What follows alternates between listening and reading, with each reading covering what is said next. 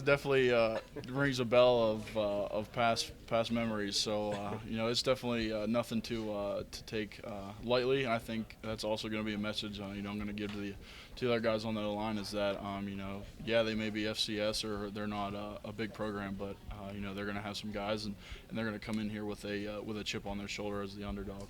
Well, those Youngstown guys, those were two NFL guys. Yeah.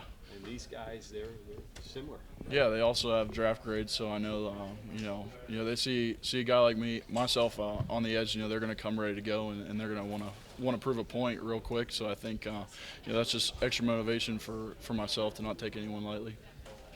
Yeah, this is their tape game, I guess. Yeah. So, how much does that add to say, I got to be on the top of my game? Cause yeah, it is a tape game for them, but it's also, a tape game for myself. So I think, it doesn't matter really who you're playing, but, they're going to have good players. And I think the key to it is approaching it the same as whether it's Oklahoma or James Madison, because either way, if they're at this level, then they're going to be good players. So I think it's approaching that way to perform at your best. You talked about that with Kelby at all? Yeah, that's one of the key things is between our relationship is finding those things that letting each other know how good what their different moves are and how to beat that and how we should play against what their moves are and just those little tips we can give each other, if it's their stance or their hand placement, just to get that little edge before the play is really key between us. Where's the little guy line up? Is he the 220-pound guy? Is he on your side, or is he? Yeah, he's the field usually, so I'm pretty sure I'll see him a good bit. So I'm excited for that. He brings a different type of rush. Really, I mean he's 220 pounds. He's got good speed, and if you set out on him too much, he's going to come inside and he's got a good move with it. So I think it's going to be a fun challenge. what's different about Josh now that he's definitely the center and established, I guess? Yeah, that was kind of a crazy move in the middle of camp. You're starting right guard for 2 years is bumped to center. And, as big as he is, I think it's kind of just a weird thing to do. But really, I think it's been a great move for us up front.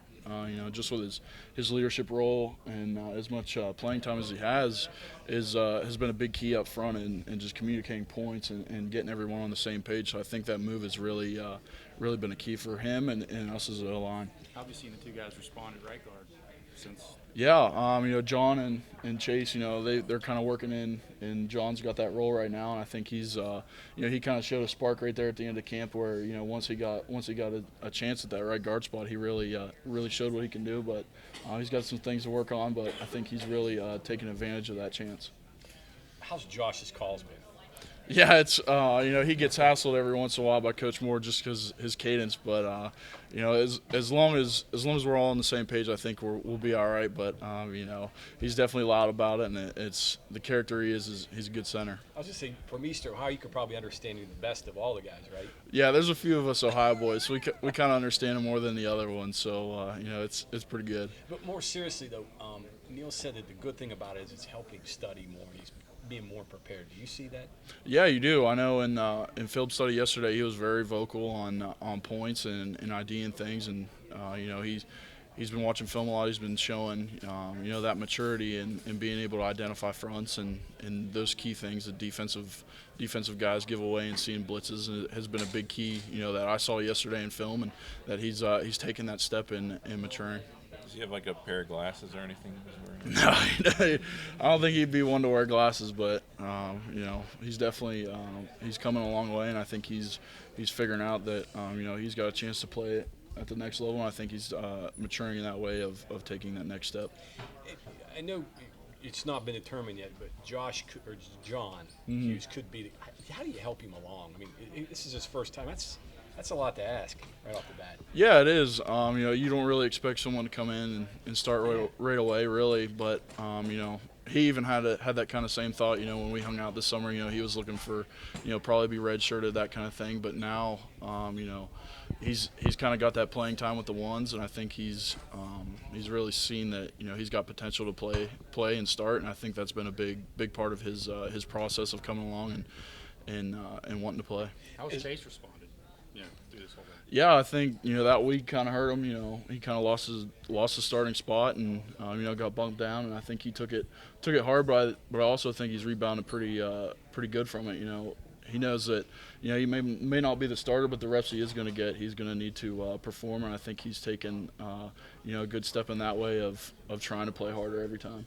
On the field, is there things that you can do as a veteran player to help John along and help him see things and identify things, or are you too far away to really do that?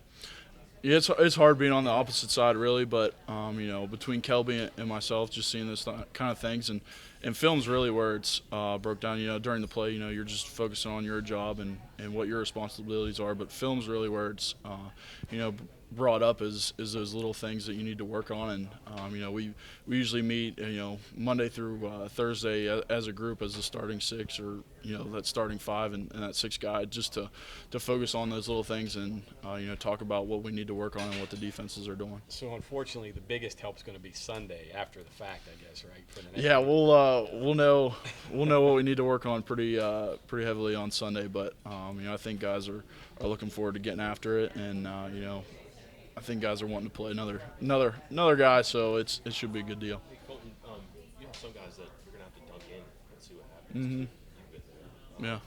Never mind holding their hands, older player, but they have to sink or swim.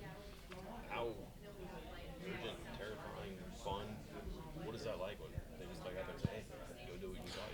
Yeah, you either sink or swim, really. I think that's the biggest thing for a young guy is, and coaches as well. You're going to find out what kind of player you got in those first plays. If he's going to respond in a good way and play to that level that they're asking, or you're going to either find out if he's not the guy. So I think some of our younger guys, they kind of understand that, and they're going to have to be able to step into that role because, right guard, it's obviously a swing position right now. And, if someone needs to come in, left might needs a break or anything like that, guys are going to need to come in and be able to step in and play at that level. How much do you learn about yourself before a teammate or a coach moves inside? It's probably figuring things out pretty quickly, right? Yeah, usually it's that first play. I know it was with me when I was thrown in at Missouri. That was that first play really, taught me that it's possible to play at this level, and I think guys learn that pretty quick. That if they get that confidence, then sky's the limit, really.